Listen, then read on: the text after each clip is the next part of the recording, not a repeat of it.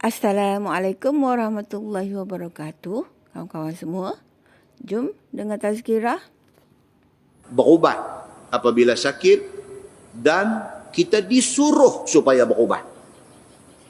Ketahuilah saudaraku, berubat itu disuruh oleh syarak. Pasal apa tuan-tuan? Pasal ada orang bila sakit tak mau berubat. Ada. Lah apa dah? Lah apa dah? Kadang-kadang orang tua-tua sakit, dia pesan. Dia kata, mak nak pesan kat hampa semua, jangan bawa mak pergi hospital. Dia pesan itu. Kata tak boleh mak. Kata kita kena pergi ni hospital. Mak tak mau pergi. Kecuali dia kata kalau mak dah sampai tak sedang diri dah, hampa nak bawa pergi mana pun punya suka. Tapi lagi mak duk sedang, lagi mak duk kenal hampa, jangan bawa pergi mak di hospital. Oh dia tak mau. Dia duk ubat lagu dia lah. Dia ambil daun apa, dia upang, dia tempel tang tu tang ni, dia duk bagi tu. Dia tak mau berubat. Saya tanya dia awak, mak pasal apa pergilah hospital depa. Mak tak mah, dia kata, ni jadi macam ayah hampa pergi mati seorang di hospital. Dia ada sejarah pula dah. Dia ada sejarah. Dia tak mau jadi macam ayah hampa pergi mati seorang di hospital. Dia kata, Allah kita dengar. Muslimin dan muslimat yang dirahmati Allah sekalian. Dia main malam ni tajuk nak cerita, kata kalau sakit kena berubat. Jangan dia buat tak mau berubat. Kata. Bermula dalil yang menunjukkan atas suruh berubat itu ialah sebagai hadis yang dikeluarkan oleh Imam At-Tirmizi. Ada hadis dia kata bila sakit suruh pergi berubat.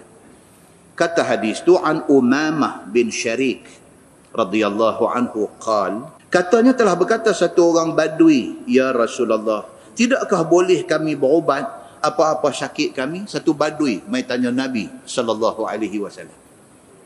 Satu badui mai jumpa Nabi, dia kata, ya Rasulullah, kami ni kalau ditakdirkan sakit, boleh tak dia kami berubat? Tanya Nabi. Jawab Nabi sallallahu alaihi wasallam, bahkan ya ibadallah. Nabi kata bahkan wahai hamba Allah, sakit kena berubat.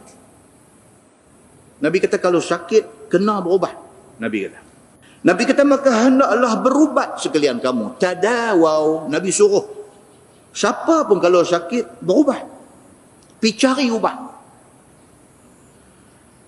Kerana bahawasanya Allah Subhanahu wa taala itu tidak hantar mai dan tidak menjadikan satu-satu penyakit, melainkan telah dihantar oleh Allah Subhanahu wa taala penawar nak bagi sembuh dia. Nabi kata tidak ada satu penyakit dalam dunia ni yang tak ada ubat. Cuma kerja hampa kena pergi cari ubat ni. Maknanya kalau orang kata ni sakit ni tak ada ubat lah ni, ada. Cuma kita tak jumpa lagi. Ada. Macam hari ni, sakit apa? Dia berkata tak ada ubat. Kanser. Dia berkata tak ada ubat. Pasal apa jadi pun tak tahu.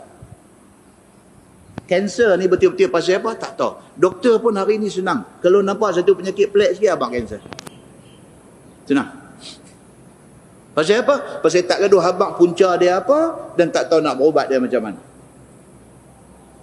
Habis sangat pergi dia test, dia kata Allah, dia kata awak main lambat sangat. Dah tahap 4 dah dia kata. Dengar tahap 4 tak ada apa. Balik buka Yasin. Penyakit. Ni yang kata penyakit ni. Betul ke kanser ni tak ada ubat? Tak betul. Sebab Nabi kata apa? Nabi kata tiap-tiap penyakit yang Allah hantar mai, Allah hantar ubat dia sekali. Tapi hampa kena usaha cari ubat dia. Itu kata Nabi sallallahu alaihi wasallam. Dan tidaklah Allah menjadikan satu penyakit, melainkan Allah hantar sekali main dengan penyakit itu ubat untuk nak menyembuhkannya. Maka apabila sakit kamu, ikhtiarkanlah ubat itu. Sakit, pergi cari. Kanser ni semua besar punya cerita tuan-tuan. Batuk. Dia main batuk ni tuan-tuan. Ya Allah, 3 biji Clanet kita pergi. 3 macam antibiotik dia bagi. 3 macam ubat batuk dia bagi.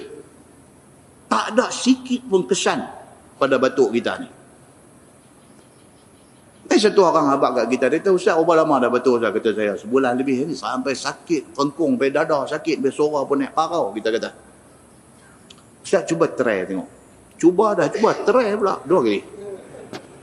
Dia kata, Ustaz cuba try tengok. Dia kata, 2 kali suruh cuba tu. Dia kata apa dia? Ustaz ambil madu lebah. Tapi kena madu betul ke? Bukan madu gula merah. Dia kata, ada pula syarat. Ustaz ambil madu lebah. Dia kata, Ustaz perah asam limau. Masuk dalam madu lebah tu, selawat pula 3 kali. Yang tu yang tak tahan tu. Selawat 3 kali, dia kata bismillah. InsyaAllah dia kata. Tak pun duk ingat madu lebah ni memang surah ada satu ni, suratul Nahli. Cerita pasal lebah, cerita pasal madu lebah apa semua. Kita pun hati penuh keyakinan, pergi tangkap satu madu lebah, perah, bukan kata nak makan selawat, perah selawat lah. Pasal duk perah tu selawat ni, yakin ni. Dengan izin Allah, lega tuan-tuan. Kawan kita pula batu, kedekong bunyi, kita pergi abang ke dia suruh buat tu. Dia pun tadi, kita selawat 3, dia selawat 7. Dia bagi lagi lebih lagi. Tak baik pula dah. Tak baik pula dah. Lalu jumpa satu kawan lain. Dia kata, hang berapa lama dah? Kawan kita ni. Hang berapa lama dah batuk? Dia kata, saya ni masuk 2 bulan ni sampai depa doktor pun sumpah saya kata batuk kering ni. Allahu Akbar kata. Pergi ambil ubat dah. Ambil dah. Klenet ni sampai aku menyampah dah tengok doktor tu. Dia pergi menyampah ke doktor pasal dia tak mau baik. Dia kata, cuba hang try lagi sekali. Ni yang kata ni penawak ni kadang-kadang. Satu orang dengan satu orang dia tak sama. Cuba hang try. Dia kata, apa dia? Toyu cak kipas udang pula dah. Ya Allahu Akbar. Toyu cak kipas udang tak pernah terlintas dalam kepala. Dia hang try tengok, toyu cak kipas udang. Dia kata, perah asam limau juga. Tapi toyu. InsyaAllah dia kata. Lega tuan-tuan. Dengan izin Allah Subhanahu wa ta'ala. Satu orang kadang-kadang penawang dia tak sama. Allah Subhanahu wa ta'ala suruh kita try. Kerana penawang dia ada. Cuma kena dengan orang tu tak kena dengan kita. Tapi kita keep on trying. Duk try. InsyaAllah dia akan jumpa penawang dia. Pasal apa? Hadis duk mai kat kita. Dah bagi tahu dah kata apa penyakit pun ada penawang dia. Muslimin dan muslimat yang dirahmati Allah sekalian. Esok toki, toyu, cak kipas udang telefon saya. Dia kata, Ustaz terima kasih banyak Allah tolong iklan toyu saya apa semua. Ustaz bila nak main Johor, dia bagi botol toyu sampai sengit ke Tabang nak bawa balik. Kipas udang ni Johor. Muslimin dan muslimat yang dirahmati Allah sekalian. Dia kata apa? Kalau kenalah penyakit itu dengan ubatnya, sembuh ia dengan izin Allah Subhanahu wa ta'ala. Dia kata nak kena tu aja. Bila kena, InsyaAllah dengan izin Allah lega kita daripada penderitaan yang sekian lama. Muslimin dan muslimat yang dirahmati Allah sekalian. Masalah dia kata berubat penyakit ni apa hukum dia? Dia nak beritahu, dia nak bincang pi berubat ni boleh ke tak boleh? Dari segi agamanya boleh ke tak boleh? Kata Imam Nawawi rahimahullahu taala di dalam syarah Muslim. Dan ada di dalam hadis itu isyarat kepada sunat berubat penyakit yang kena seseorang. Kalau kita baca hadis tadi, dah nampak clear dah. Nabi suruh pergi berubat. Maksudnya pergi berubat salah ke tak salah? Berubat tak salah. Cuma pergi bagi kena tempat. Jangan kita batuk, dia pergi hampuk, buah temikai. Hati tanah, itu tak mahu. Itu tak nak kena mengena dengan batuk. Buah temikai tu potong, buah peti bagi kita makan, buah gula sikit cantik. Tapi duk hampuk membaziang 3-4 biji temikai ini bukan suruhan agama. Baik. Maka itulah mazhab kita dan itulah mazhab jumhur salaf dan sekalian khalaf. Semua ulama sepakat mengatakan orang sakit disuruh berubat dan pergi cari orang yang pandai berubat dengan cara yang tidak salah itu disuruh. Dia kata. Berubat tu disuruh tapi nak kena tengok kawah berubat tu macam mana. Kalau dia berubat tak nampak pelik-pelik pada dia, tak ada masalah. Tapi kalau nampak domat, nanti saya dulu. Begitu. Kata rawi hadis ini, sabda Nabi SAW, tidak dijadikan Allah satu penyakit melainkan ada baginya ubat. Nabi kata Allah tak akan jadikan penyakit melainkan Allah jadikan ubat. Kecuali satu penyakit sahaja yang tidak ada ubat. Apa penyakit pun ada ubat dia. Kecuali satu. Nabi kata hak ni tak ada ubat. Nabi SAW kata satu benda yang tak ada ubat. Apa dia? Tua. Dan Nabi sebut tua itu penyakit. Cuba kita baca. Masalah. Dia kata tua itu apakah sebab dinamakan penyakit? Pasal apa tua ni penyakit? Orang jumpa kita kata, Ustaz, okey gini sihat no? Alhamdulillah sihat, tapi ada satu tak payah buat apa. Apa dia? Tua. Tua. Betul Ustaz tak tua ikut. Kita tanya dia, hang minum kopi lagi? Dia cuba untuk nak jack kita. Kan? Kita terus tanya dia, hang minum kopi lagi? Ya. Tua lah. Tua ni dia kata satu penyakit. Pasal apa? Dia kata tua dipanggil penyakit. Sebab pun dinamakan tua itu penyakit kerana tua itu membawa kepada binasa. Dia kata. Tak payah dah. Kita umur nak main 90 dah. Mereka duk suruh jadi Perdana Menteri lagi. Dia ni tak ada kena-mengena. Dengan Malaysia. Malaysia tak ada kena-mengena benar ni. Umur 90. Mereka duk tolak belakang ni suruh jadi Perdana Menteri. Mana boleh. 90. Kalau gagah pergi duduk pun tak boleh dah. Pasal apa? Pasal Nabi SAW kata, Al-Haram. Ha simpui. Bukan ha kecil. Ha simpui. Al-Haram. Al-Haram ni maksud tua. Tua ni otak bergeliga, cakap pandai. Macam mana pun tua juga. Kalau nak tolak, naik pergi tak boleh dah. Kalau orang duk suruh kat dia, jangan buat naya aku tak boleh dah. Dia kata. Pasal apa? Pasal tua. Dia kata di sini apa dia? Kerana tua itu membawa kepada binasa. Maksud dia apa dia tuan-tuan? Macam mana roti gardenia? Roti gardenia dia ada expiry date dia. Tarikh expired dia tu ada. Expiry date dia dah ada tulis dah kata 20 hari bulan. Kita pergi kedai 20 hari bulan. Kita pergi kita nak beli roti ni tengok 20 hari bulan tapi duk cadang roti ni bukan nak makan hari ni, nak makan esok lusa. Tak usah belilah pasal dah expired. Sama dengan manusia. Tiap-tiap seorang daripada kita ni ada expiry date. Expiry date tu apa dia? Tarikh mati kita. Tetap dah, tak boleh ubah. Tahun lepas dengan tahun ni kita lagi dekat dengan tarikh kematian kita. Tahun ni dengan tahun depan tak tahu berapa hari lagi tinggal dengan tarikh kematian kita. Macam itulah kita ni. Tak usah macam mana kita ni, kita mendekati tarikh expired itu. So, dia kata tua ni ialah hampir kepada kebinasaan. Maksudnya nak rosak dah, nak mati dah. Itu maksud dia.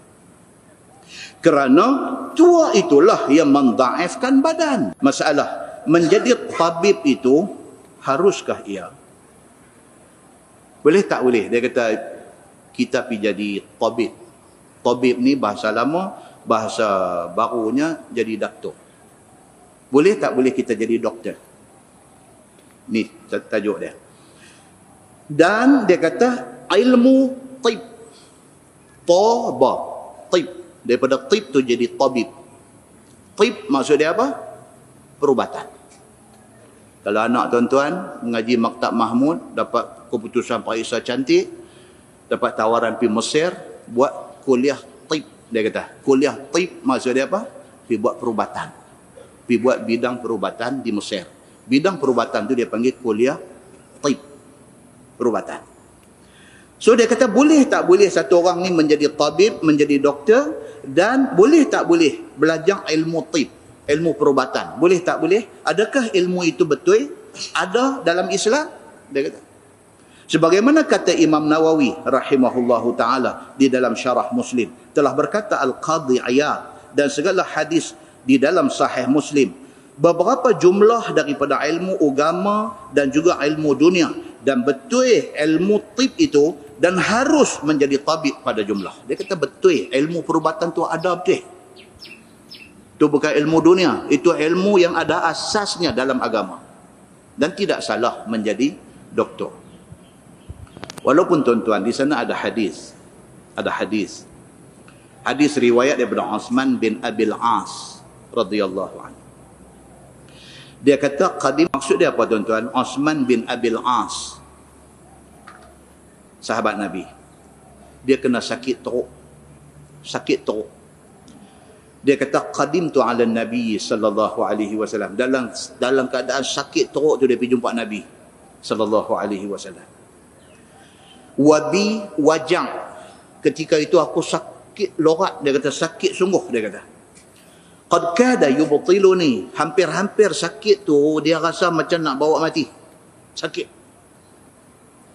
Faqala lin nabiy sallallahu alaihi wasallam. Bila pergi jumpa Nabi, Nabi sallallahu alaihi wasallam kata dekat Uthman bin Abil As ni.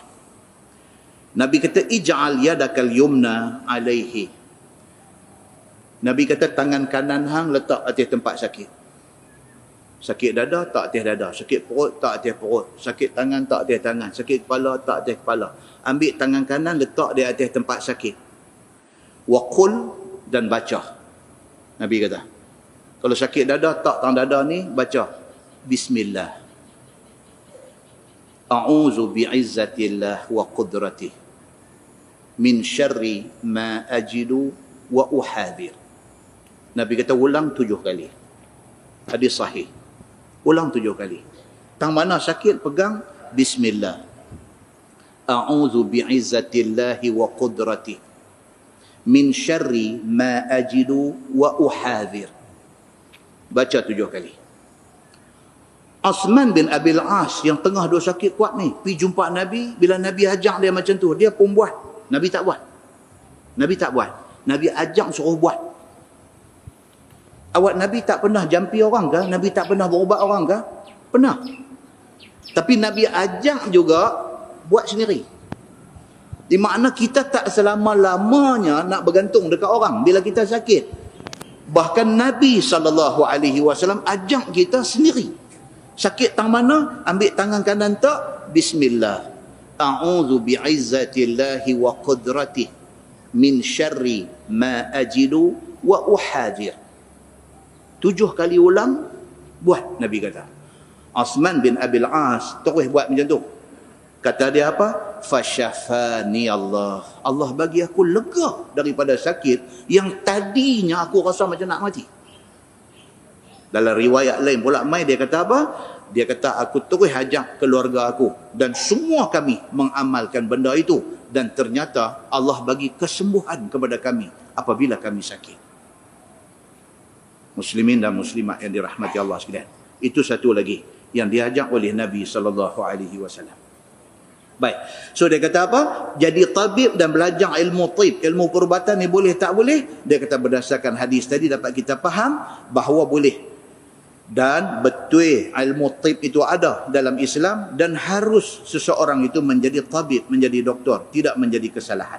Baik, masalah. Dia kata berubat itu adakah boleh dikatakan tak bagus? Boleh tak kita kalau sakit kita kata aku tak mau pergi berubat, pasal apa? Pergi berubat ni tak bagus. Nabi kata sebaik-baik benda kita ambil yang pertengahan. Jangan over, jangan ekstrim, jangan hulu, jangan melampau di dalam nak mengambil agama sekalipun.